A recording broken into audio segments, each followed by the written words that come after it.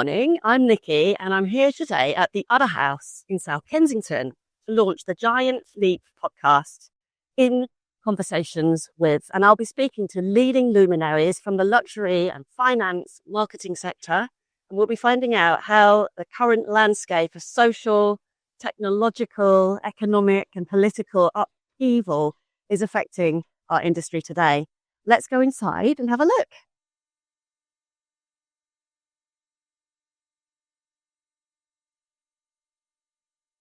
Hi, I'm Harry Edworthy. I'm the founder of Autofolio. Autofolio provides investment car advice to individuals looking to acquire and own cars as assets.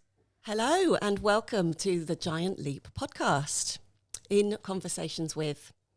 I'm Nikki McMorrow and I'm here today with Harry Edworthy from a really interesting company called Autofolio. Harry, how are you today? I'm all good, thank you, Nikki. Welcome to the Giant Leap podcast. Thank you. How are you doing? I'm very well, thank you very much. Good to hear it. Autofolio is super interesting. Can you just give us a little overview of what Autofolio is doing? Sure. So at Autofolio, we provide investment car advice to private individuals looking to acquire cars as assets. Okay, wow, that's really interesting. A car as an asset, what does that actually mean? So these are collectible cars that individuals looking to acquire as part of their wider investment portfolio. It's a slight different angle to look at it because obviously typically most people's everyday car depreciates and 99% of cars do depreciate. But we're looking at that 1% of cars that offer investment fundamentals and have a proven track record of appreciation. Wow, okay, right. So, because cars are typically a kind of passion investment. People buy them because they love them, especially men. Yes. So what you're saying is you can buy the car you love and also make money? I would say that there's yes and no. Obviously, it very much depends what cars you're looking at, and that's the advice we try to provide to make sure people are buying the right cars so they don't have to worry about depreciation. So amazing. much. And what kind of cars are we talking about here? Are we talking about Renaults and Fiats or Lamborghinis and Bugattis? Well, it can be Renaults and Fiats, but it's cars that offer investment fundamentals. So we have an Autofolio investment process that helps us make selections of cars that we recommend to our clients. Okay. Which can be stuff like Renaults, so stuff like a Clio V6. Has appreciated a lot, and it also can be cars like Ferrari F40s that are multi-million pounds. Oh, wow. Okay. This is really interesting, and we're going to get into the, how does it work in a little while. But First, I'm curious, how did you come about this? I've never heard of this before. This is a really new concept for me. So how did this come about? Is it your invention? Can you tell me a little bit about the backstory? So I set up Autofolio officially in January 2024. That's sort of when I've been working on Autofolio full time. So it was sort of a side sort of passion project in the sort of previous 6 months leading up to that. But it ended up leading to me resigning from my previous job and doing Autofolio full time. So I used to work for an asset management company and I've always had sort of a big passion for cars, and I think both of those two factors have sort of led me to the idea of Autofolio. I saw a gap in the market where there was no one really providing advice for people looking to own cars as assets. Like maybe you might have an interest in art or potentially wine, where you could get given advice on what is a good investment. And there wasn't really anything like that in the car market. Obviously, there's stuff like dealerships and auction houses. There's obviously a bias from these companies to sell you something that they've got to offer. But the unbiased advice is where I saw the gap for Autofolio to be. You hadn't seen anyone offering investment advice for cars before, so you just decided to set it up. I wouldn't say that entirely. There are other options on the market. There were a lot of people, or there are a few other companies in the UK that provide advice and do fractional ownership of investment cars. But I've been approached sort of from setting up Autofolio, and how it's gone is a few people have approached me about this fractional ownership of cars, but I really don't think it makes sense. So we provide advice to individual clients looking to buy whole cars, sort of high net worth individuals looking to acquire cars as assets. Amazing. All right. So you worked in finance, and you worked in cars and automotive a little bit. And I noticed from your LinkedIn account that you had is it a passing interest in photography, or you are a professional photographer? Can you tell us a bit about this? So when I was at school, I did an A-level in photography, and sort of always had a passion for cars as well. So I did used to do a bit of sort of, I don't know what you want to call it, freelance photography, sort of on the side.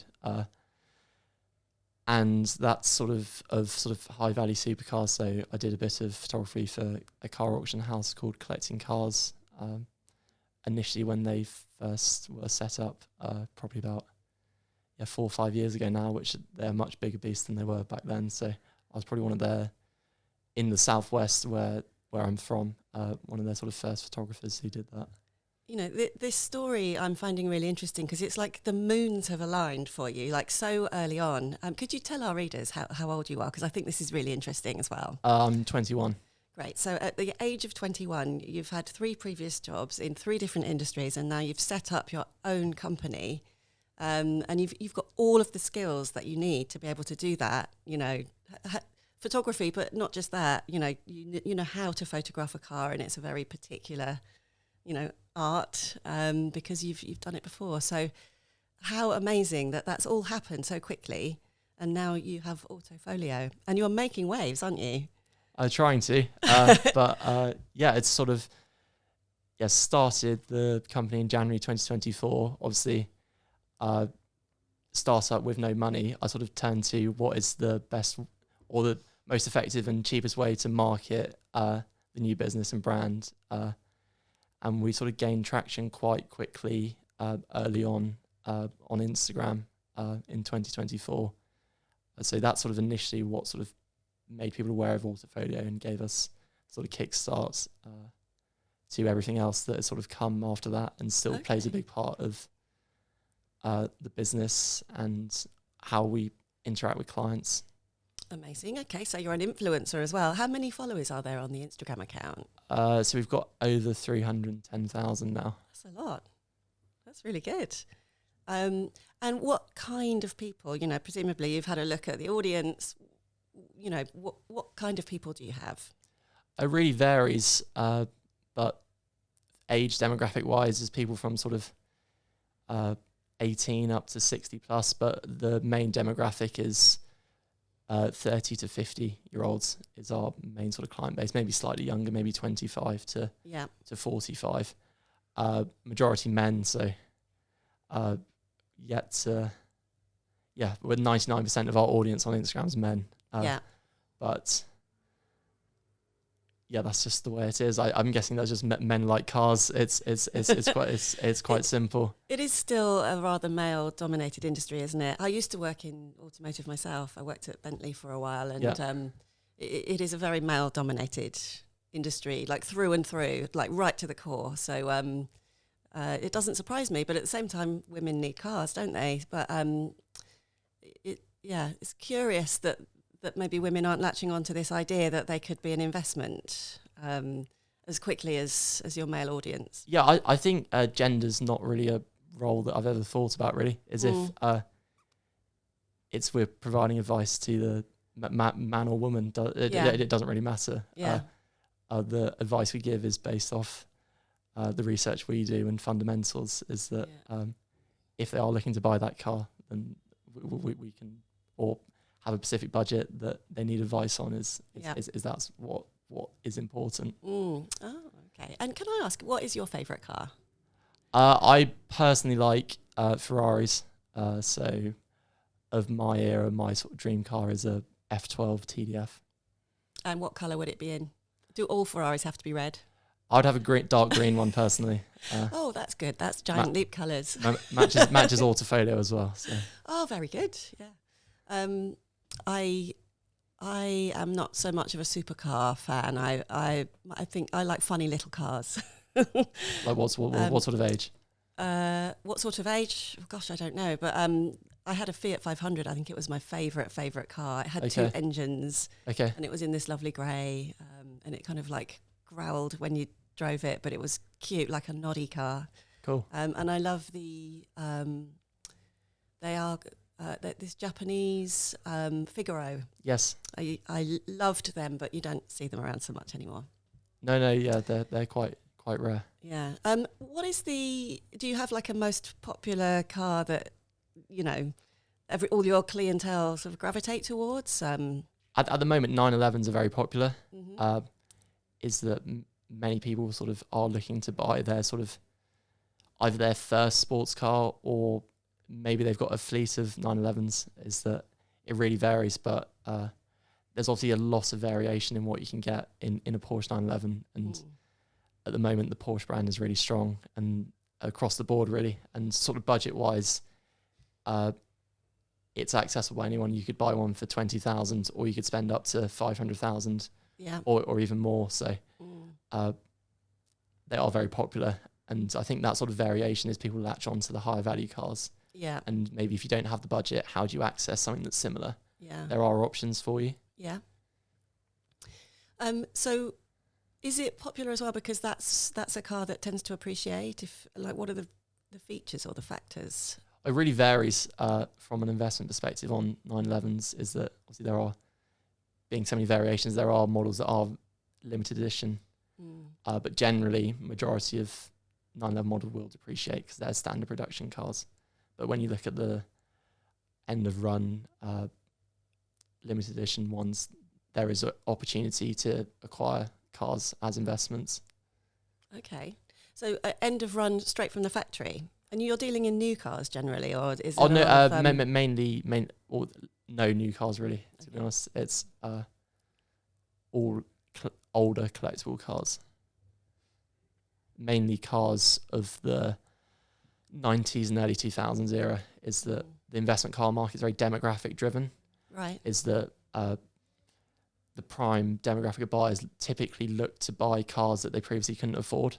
And if you look at that trend, that's why stuff like 50s and 60s cars performed very well 20 years ago. Right. Because that demographic of buyers in their 40s and 50s, maybe they've made a bit of money, they've maybe sold a company, that they look back and what was their dream car that they couldn't afford, which they now can afford, which what pushes up the values. And if you look ahead in time, is that at the moment sort of 70s, 80s cars are performing very well. So stuff like Ferrari F40s have massively outperformed, even though not being particularly rare. Those cars new were around £180,000 in the late 80s. And they now sort of trade, for a good example, of £2 to £3 million. Wow, that's a really good return. Obviously not many people who bought F40s new still own them, but in sort of 2008, you still could have acquired them at a very attractive valuation. So looking at a much shorter term investment horizon, there's still big opportunity there. Okay, so we've talked about the cars and the audience a little bit. All businesses need a good flow of customers, of course. And you've got up and running very quickly. But how do your customers find you? I mean, do they come through the Instagram account? Do they come through your website? I'd say top of the funnel for our sort of marketing is Instagram. We try and either move people off Instagram to either an email list. So we have a free downloadable guide where you just put your name and email in, and then that puts you on our email list. So that's how we sort of typically try to qualify people off Instagram, and it gives us a much more sort of direct way to market to people interested in Autofolio, and gives them a bit of value from our side for free, and gives us opportunity to tell them more about Autofolio without having to make sure a post reaches them. And so we've now got around 16,000 emails signed up from this free guide. So that initially started with Appreciating Automobiles 2024, which is what sort of launched Autofolio. So that came out in end of December 2024, just before I resigned from my job. and now we've got Appreciating Automobiles Volume 2, 2025 version, which is doing the same exercise. We use something called ManyChat, which is very valuable. So it's like a message automation system that moves people off Instagram to either this free download or the website to directly buy one of our digital products. Wow, that is really smart as well. So a bit of automation. Because, I mean, are you a solopreneur or do you have a team behind you now? Initially, I was, but we're now a team of 3, and I've got an agency who works on my behalf. So a couple more people help on a more ad hoc basis. Okay, fab. So what kind of, okay, so you might go to the Instagram account, check it out, guys. Get moved through an automated message to a website inquiry, and then do they have a talk with you? So you can book a call with myself, which you have to pay for. Obviously, I get a lot of questioning through Instagram that people asking me, well, what should I buy? I've got this budget, I've got that budget, I own this. Should I swap it for this? I get sort of probably like 50 to hundreds of messages like this, probably most weeks, days. So it's moving those people to go either, if you'd like to book a call, you can book half an hour with me. We can talk about, get your questions answered. Because I don't have time in the day to reply, or if there's a budget specific one. So I've written some investment card guides, which are watch lists of investment cards to buy off specific budgets. So if someone drops Autofolio a message that goes, I've got £100,000 I want to spend, what would you recommend buying? I can send them our under £100,000 guide, which gives them 25 ideas of investment cards to buy based off that budget and select in line with our Autofolio investment process. It really depends what sort of level the client's after, because the guides are just to give people reasons why they should buy these cars from an investment perspective. But if you want something more bespoke, a call's much better because we can get other questions answered. Maybe it's something you already own that you've got thoughts on. Should you keep it? Is it worth trading it in for this? Is there a specific car that you're going to view that you want my opinion on, which we've done before and helped owners through that buying process. That Autofolio clients vary a lot, really, because some people are first-time supercar buyers or collectible car buyers that they really want hand-holding through the whole process to make sure that they don't get everything wrong. Some people are a lot more confident through the process that they just want a bit of reassurance that the decision-making they're doing is correct. I can see, next time I buy a car, I'll be coming to you for sure. So you have customers who will maybe buy some of your digital products as well as your consultancy, and then cars through you as well. Yeah. So the digital products are really interesting for me because obviously through the platform we've built on social media is that not everyone or not all of people interested in Autofolio are based close to us. So it gives us opportunity to provide our services to globally. So we have clients who have bought products off our website from all over the world, really, from America, from Romania, Australia, Canada, Russia, literally, I don't know the exact number of countries that have bought from, but it's not majority UK.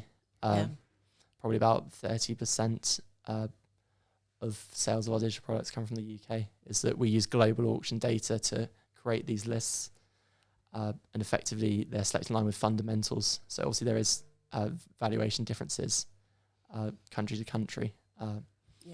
So quite an international footprint, and you're making an impact. How are the car brands responding to this?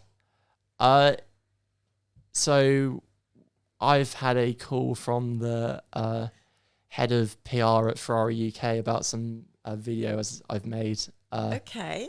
Say more. Obviously, from what I was saying earlier about unbiased advice, is that Autofolio being a young company, and we're not tied to anyone, is that our platform gives us the opportunity to voice opinions that we think other people should know, and what is the correct advice for individuals looking to spend high amounts of money on cars. And we're not trying to pull the wool over their eyes and say you should buy this just because it's expensive and shiny, like maybe some car brands do, or try and sell you a dream where, or if you buy this one, then you might get this one down the line that's very special. Yeah. Okay. Which is no guarantee. So PR rang you, yes. and what did they say? That they were basically not happy about a video I posted. Right.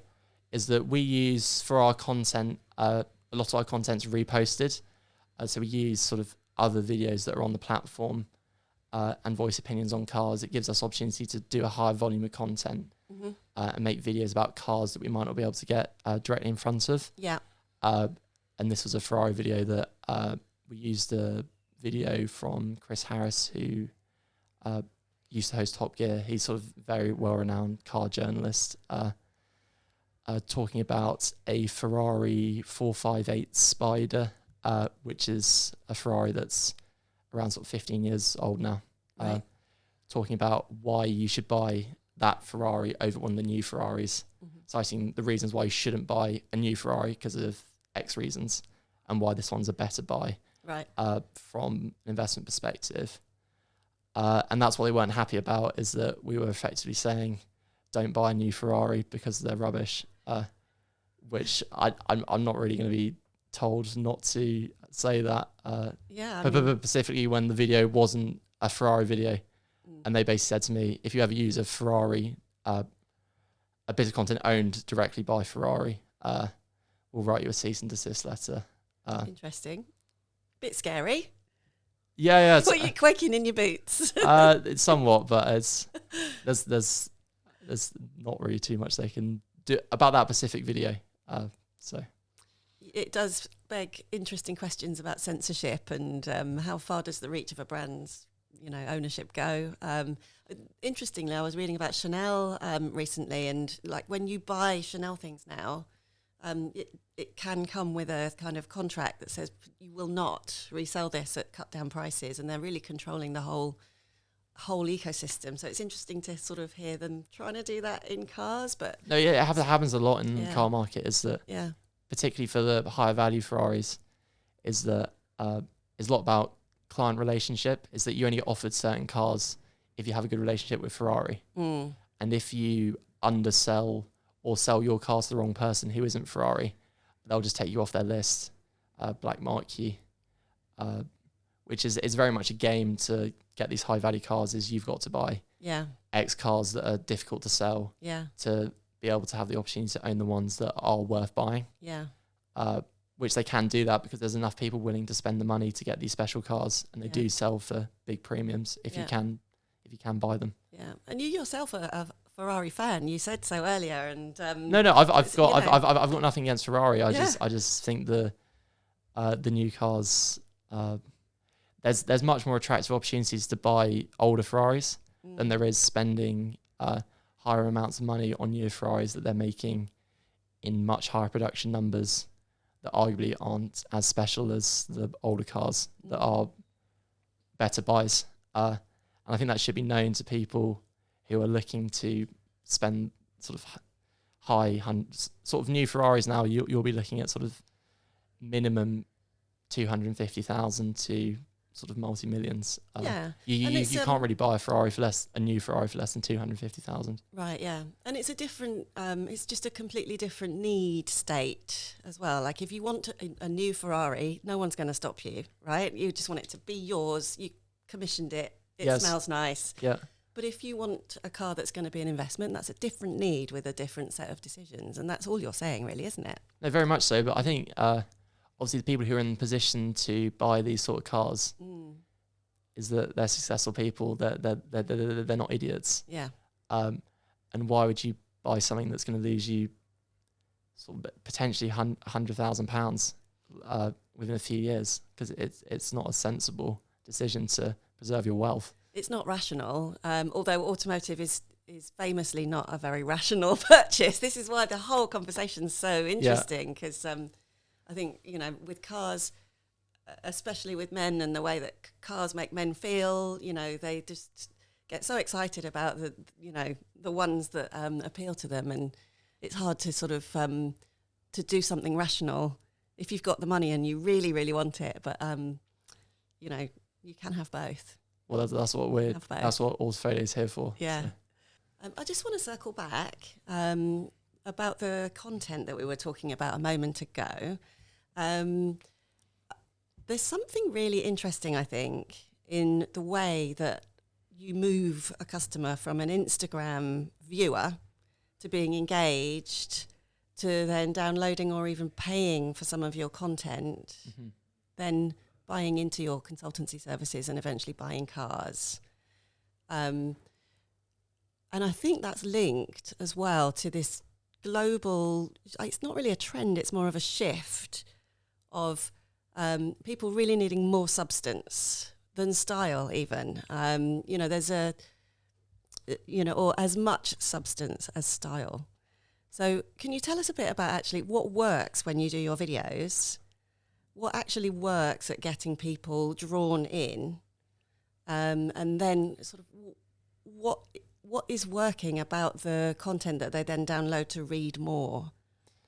So ultimately, through Instagram and sort of any marketing service, we're trying to build trust and authority with people interested in Autofolio. So in the videos, we typically talk about investment car case studies, which effectively prove the concept of Autofolio, of why cars can be investments.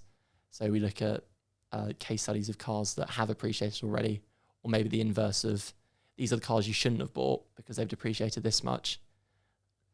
I think it's important that Instagram top of the funnel content does provide value, because there's no reason why people should comment on the videos to run the automation unless they don't believe that they're going to receive something valuable, which I think is really important. And I think it's more about quality of viewers rather than let's get millions of views on every video, because our target market isn't the majority. It's people with high amounts of capital looking to buy cars as assets. And quality of viewership is really important. As much as a video going viral does help, but fundamentally for the business, it's much better to get the right people watching the right video, right, and running the automation. Yeah. So in the guide, when you download it, we talk about what happened in the investment car market last year, what trends we've seen, what's changed, how prices have moved of specific cars,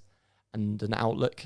It also gives us opportunity to market other services. So in the guide, we market Autofolio Private Sales, which is our sales division at Autofolio, and we market the guides specifically. So Investment Cars 2025, which is our best-selling digital product, which is the 50 best investment cars to buy in 2025.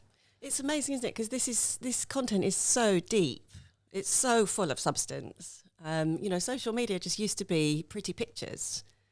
And it seems like it's just gone so much further in the last few years, or especially for you. Yeah, I think it's a trend you can see sort of across the car industry, is that if you look at any sort of big car influencers, people aren't there on Instagram to just look at pretty photos of cars. Is that if you want to engage someone for 30 seconds to watch your full video, is that you have got to engage them. You can't just show a video of a car, because why would you watch it? You've got nothing to gain. It's sort of that sort of basic concept of like give and receive, is that if you give your audience something, they'll trust you more. And it makes the sales of digital products or an upsell to more bespoke services that we do much easier, because people trust you. Yeah. So at each stage, you know, you give them a little, then they just always leave them wanting a bit more. And then they come back for it. That little bit more is the next stage of your funnel, you know. So going from awareness to interest to desire, getting them to actually buy something, and then keeping them, retaining them as a customer as well. No, exactly so. Can you tell us a little bit about how you do the retention piece? So email marketing is where a lot of that comes from, is that I write a blog, so that goes out sort of once a week. And also we post twice a day on Instagram, which obviously if you follow the page and you're on the email marketing list, you've got a lot of exposure to Autofolio. We're now we are doing YouTube content, more long format stuff to try and, obviously you've got a short space of time to get your points across in sort of short format content. So it gives us more opportunity to talk in more detail about investment cars and why they can be owned as assets. So we've got on our, for digital products alone, we've got about 15% returning customer rate off 5 digital products. So if you buy one digital product, there's a 50% chance likelihood that you'll buy another one, which I'm quite proud of, given how we don't have a massive range of products. But they're very well considered, very well researched. You know your audience really well.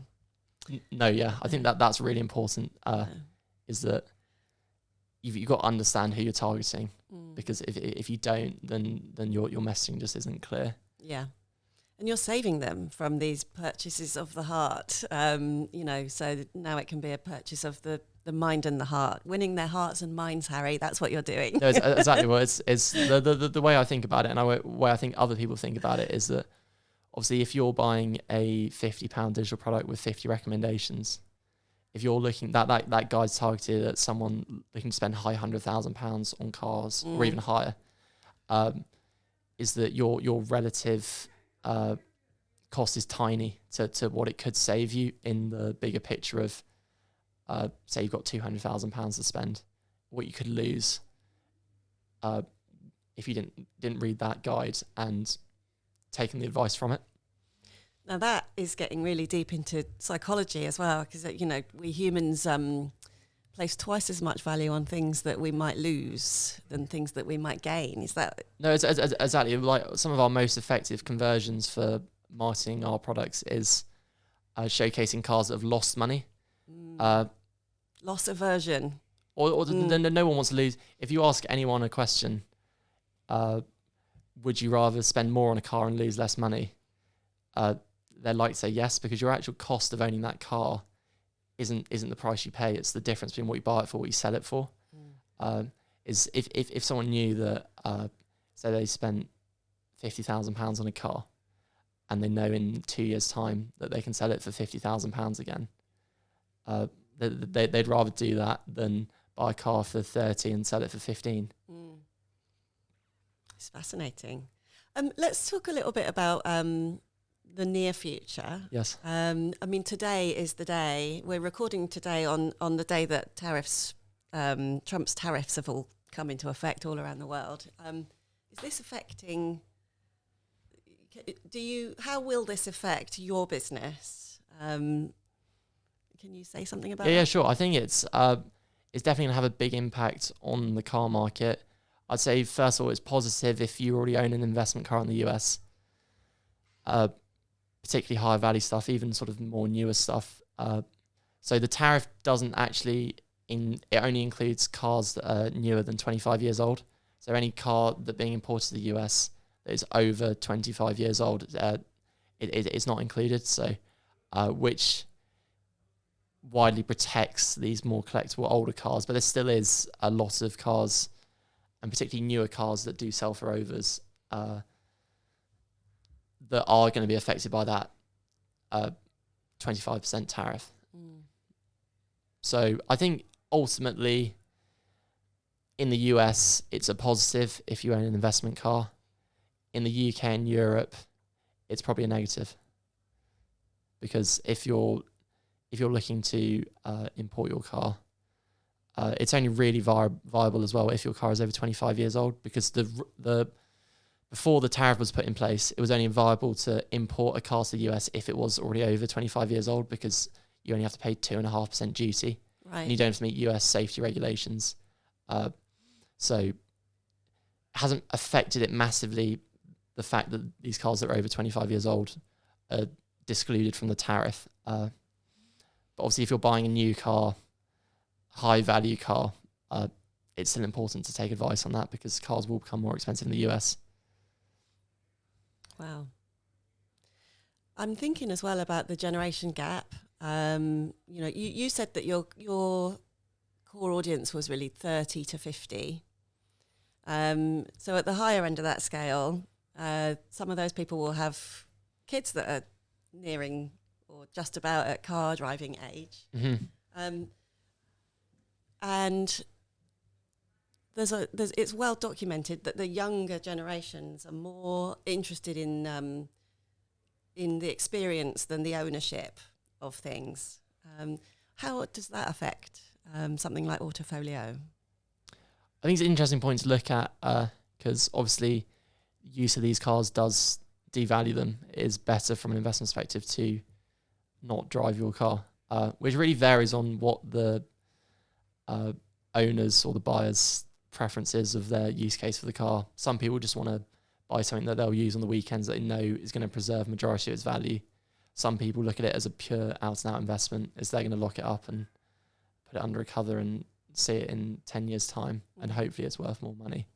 I think it really varies. I think if you like cars, you like cars. Is that younger to older generation? That doesn't. I don't think there's much massive impact. I think young people generally is if you look at a car from just a transportation perspective, is you would never come to Autofolio in the first place. But people who are really passionate about it and enthusiastic about cars generally, looking at it from an investment perspective is logical. So yeah, just carrying on about thinking about the generational gap. Are you seeing a marked difference in the way that the older generation and the younger generation are coming to you and buying your cars? What models are they interested in? Does everybody want a Ferrari, or what's the difference? Sure, I think it's very dependent on the age of the client that comes to us. Is that typically the investment car market is demographic driven, is that people are looking to buy cars that maybe they previously couldn't afford, that they've got a connection to. So maybe that's a family connection. Maybe it's a car that came out when you were a teenager that you couldn't afford, but now you're in a position where you can be buying that car.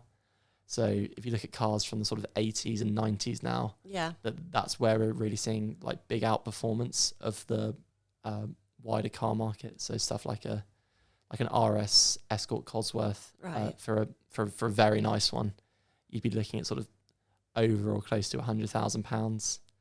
Looking at sort of the upper end of the market, stuff like a Ferrari 355.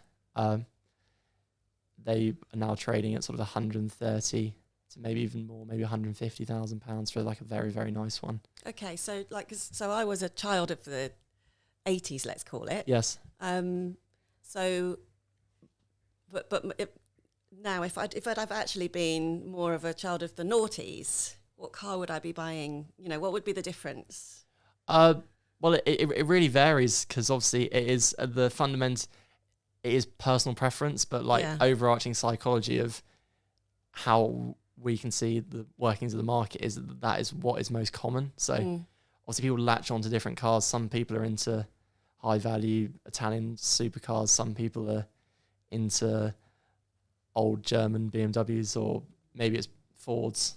So for specific models wise, I don't think there's anything that you can highlight. There's specific cars that have outperformed. So stuff in the 90s, like 355, like I mentioned, have outperformed.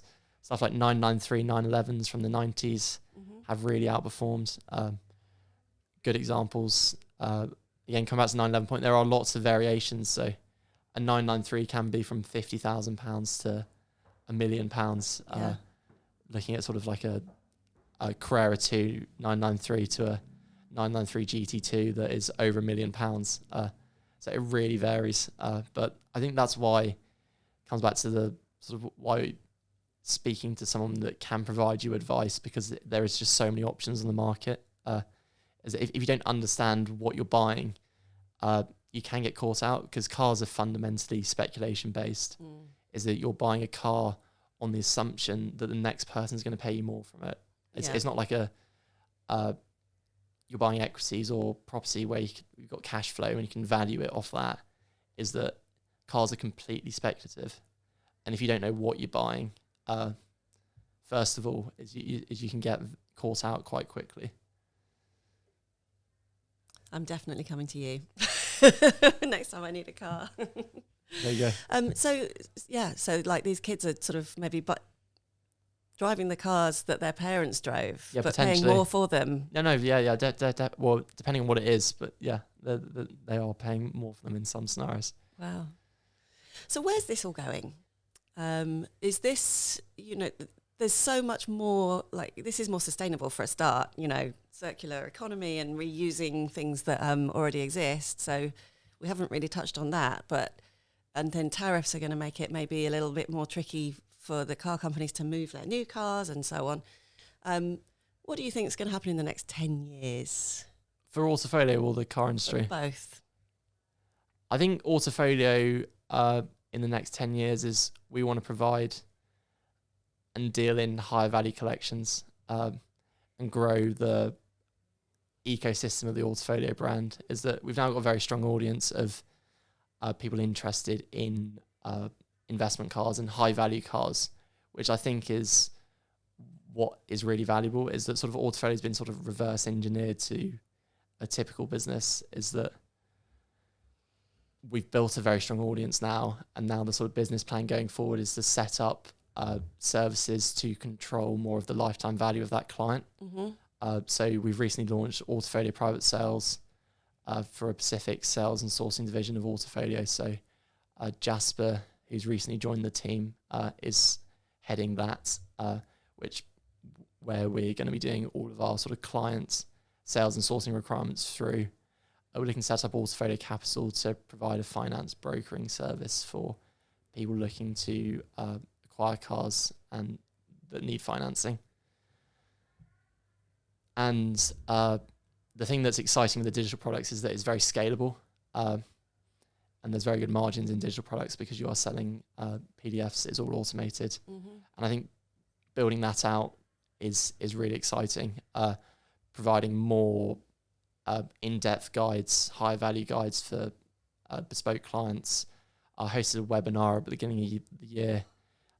We had people join it from all over the world. That was a ticketed event. How much do I have to pay to come to your next one? We charged. I think it was £50 to have an hour webinar. Yeah. And we had 65 people on the call. Fantastic. From all over the world, from people from Italy, people from England, people from Australia, someone in Canada. Some of them must have been up at extraordinary hours as well. Yeah. So I tried to do it so it was sort of, but yeah, it was good, and it's a good opportunity to speak to more clients in person, because obviously or people interested in Autofolio is that a lot of people follow the page, but I rarely get to directly converse with them unless they've booked a call and it gave an opportunity for other people in the community to talk to other people there as well.